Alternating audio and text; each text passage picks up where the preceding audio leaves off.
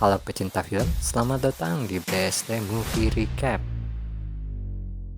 Di saat sulit, tetaplah jujur dan sabar. Begitulah kiranya pesan dari film ini. Film ini berjudul Mandub dalam bahasa Arab dan Night Courier dalam bahasa Inggris. Karakter utamanya bernama Fahad. Diceritakan bahwa dirinya sedang stres karena bapaknya yang kena gagal ginjal. Butuh biaya pengobatan yang sangat besar. Dia baru aja dipecat dari kerjaannya sebagai operator telepon bagian customer service, dan satu-satunya cara paling cepat untuk mendapat pemasukan adalah dengan bekerja sebagai ojol yang berfokus pada pengiriman paket dan makanan. Berbeda dengan pesan yang disampaikan ulama di film ini, Fahad merespon segala situasi yang dihadapinya dengan sebaliknya. Dia sering berbohong dan mudah tersulut emosinya, menghantarkannya pada masalah-masalah berikutnya yang berlipat ganda. Nasib yang menimpa Fahad ini awalnya terlihat seperti komedi, tapi lama-lama jadi gelap. Semuanya hanya dalam waktu 2 minggu. Dimulai dengan Fahad yang terjebak macet karena badai di Arab. Gara-gara itu dia terlambat datang ke kantor, karena harus ngurusin obat bapaknya di jam istirahat. Fahad diteleponin orang HRD yang juga adalah teman masa SMA-nya. Karena dia harus datang ke rapat HRD, tapi sekarang udah telat 15 menit. Fahad ngeles kalau dirinya baru 5 menit keluar. HRD makin marah soalnya dia udah 1 jaman di luar. Setibanya di kantor HRD, ternyata Fahad mau diberhentiin. Mereka punya bukti kalau Fahad beberapa kali melakukan pelanggaran, tapi masih aja nggak ngaku. Fahad kena skakmat soalnya dia nutup telepon customer yang komplain, tapi dia ngeles customernya yang nutup.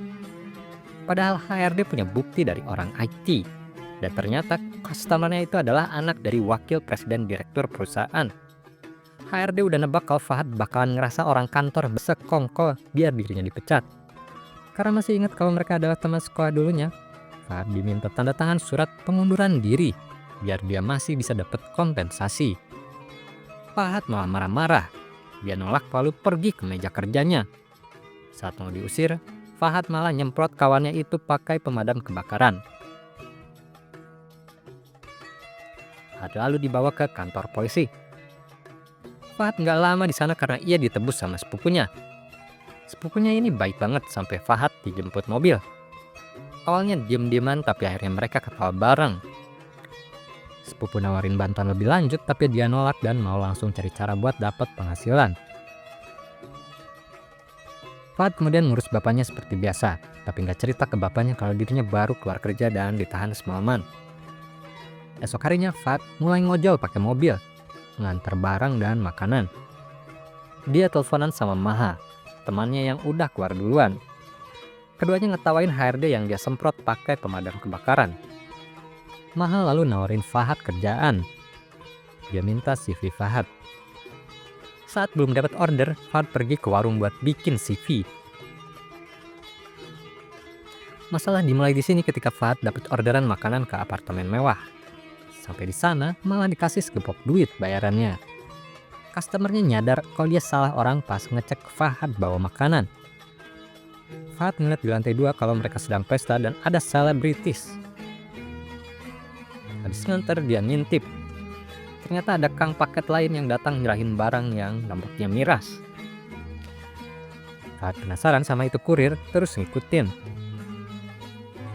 Sampai di lokasi dia cuma nge-save koordinatnya terus pulang. Fahad kemudian ngobrol sama bapaknya tentang perawatan ke depannya. Dia sama adiknya ngurus bapaknya. Adiknya juga baru kena musibah. Dia baru aja cerai dari suaminya yang sebenarnya mapan, tapi nggak ngasih tahu alasan sebenarnya apa. Fahad kemudian ngasih tahu bapaknya kalau sepupunya punya paman orang kaya pemilik masjid setempat yang lagi nerima pengajuan dana untuk bantuan pembiayaan rumah sakit. Mereka berencana pergi ke sana besok. Malamnya sebelum tidur, Fahad ngobrol sama Maha, cerita kalau dia buat CV. Mereka juga janjian buat ketemu di restoran. Esoknya mereka datang ke masjid buat ngajuin pembiayaan. Sambil nunggu, mereka dengerin dakwah tentang sabar dan jujur walaupun di masa sulit. Saat berada di ruangan om sepupunya dengan santun bilang kalau mereka bakalan ngabarin hasilnya dalam waktu dekat. Fahad langsung suzon kalau itu cuma basa-basi dan gak akan diterima.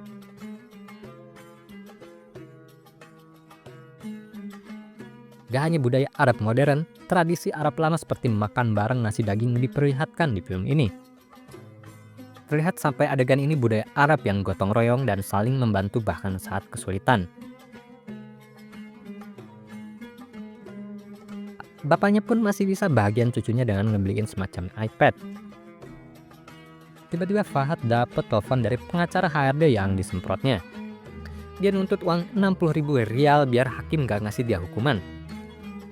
Udahnya Fahad mau minjem 60.000 rial tapi gak dikasih karena yang minjem gak punya duit sebanyak itu. Esok harinya sehabis ngojol, Fahad nonton audisi pencari bakat kewirausahaan adiknya. Pengenalannya bagus sekali dan meyakinkan, tapi juri langsung marah soalnya es krim yang dibawa adiknya udah keburu cair. Esok harinya Fahad datang ke restoran untuk ketemu sama Maha dan teman-teman yang udah pada sukses. Entah nyadar atau enggak, Fahad diceng-cengin pakai bahasa Inggris. Tiba-tiba Fahad ngeliat HRD yang sekarang jadi musuhnya. Dia mau pergi ke WC dan Fahad nyamperin. Di WC HRD marah-marah karena nyangka kalau Fahad ngikutin dia. HRD cerita kalau dirinya jangan pernah lagi ngeganggu dia karena udah narik tuntutannya pada Fahad di pengadilan yang harus ngasih dia ganti rugi senilai 60.000. Fahad panas dan malah minta dia untuk jangan narik tuntutannya itu. Dia ngebohong kalau dia udah kerja sama Maha dan dapat investor yang gede banget, yang intinya pengen bilang kalau dia sekarang udah mapan dan perusahaannya bakal sukses. Dia ngaku kalau dia udah punya duit 60.000 rial. HRD tahu kalau dia bohong, soalnya sepupunya nelfonin tiap hari minta kasusnya dibatalin. Terus cerita kalau bapaknya lagi sakit keras, dan Fahad sekarang sibuk kerja ngojol siang malam. Tapi Fahad masih aja nggak ngaku. HRD itu udah tahu dari dulu kalau dirinya pembohong. Dia ngedoain Fahad cepat sembuh dan ngatain psikopat sambil pergi. Keluar dari WC ternyata temannya mau pada pulang. Tagihannya udah dibayarin. Esok harinya beres ambil orderan, Fahad datang ke lokasi pabrik miras. Ternyata pabrik miras itu nggak ada yang jagain. Ketika dia ngeliat banyak miras yang udah dibotolin dan dipacking, dia angkut semuanya ke mobil. Tanpa disadari ternyata ada pegawai yang merhatiin dari jauh lalu ngevideoin. Saat Fahad pergi dari lokasi, kaca mobilnya ditimpuk pakai batu. Ada orang di depan yang mau ngeberhentiin Fahad. Entah karena gak kelihatan auto panik, Fahad masih ngegas dan bikin orang itu tertabrak dan terpelanting. Esok harinya Fahad mulai melakukan strategi penjualan miras. Dia nunggu di resto tempat besok klien apartemen mewah beli makanan. Benar aja dia dapat order yang sama lalu berangkat ngantar ke sana sambil bawa miras di mobilnya. Sesampainya di sana, Fahad ngasih makanannya lalu nawarin miras. Kliennya kaget tapi senang soalnya mereka memang butuh. Mereka langsung beli 2 botol dari Fahad. Fahad pun mendadak punya banyak duit. Gak ada yang curiga Fahad dapat barang dari mana. Dari klien pertamanya itu nomornya nyebar kemana-mana. Dia dapat orderan lagi ke teman-teman lainnya. Yang terakhir adalah seorang DJ yang suka ngadain pesta tiap akhir pekan. Dia cuma beli 1 botol tapi bakal rutin beli tiap minggu.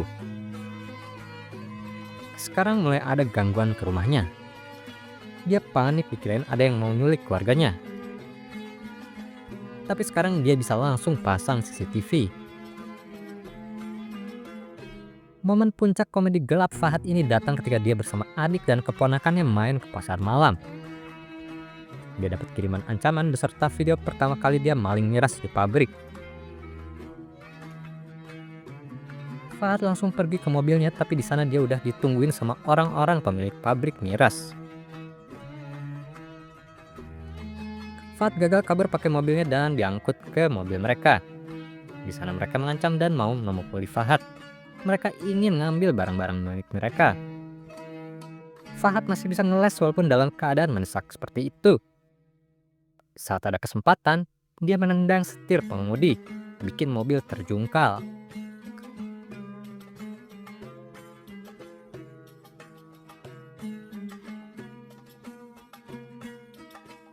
Fahad selamat tanpa luka tapi yang lain tewas. Hanya satu yang selamat tapi sekarat. Kini semuanya berbalik situasi. Orang yang sekarat itu yang tadinya paling semangat mengancam, kini minta ampun dan tolong. Fahad gak mau rahasianya terbongkar, jadi dia memutuskan untuk ngambil batu besar lalu melemparkan pada orang itu. Singkat cerita, Fahad pergi dari tempat kejadian perkara menggunakan bis. Sayang sekali barang bukti penting, yaitu HP-nya tertinggal di tempat kejadian.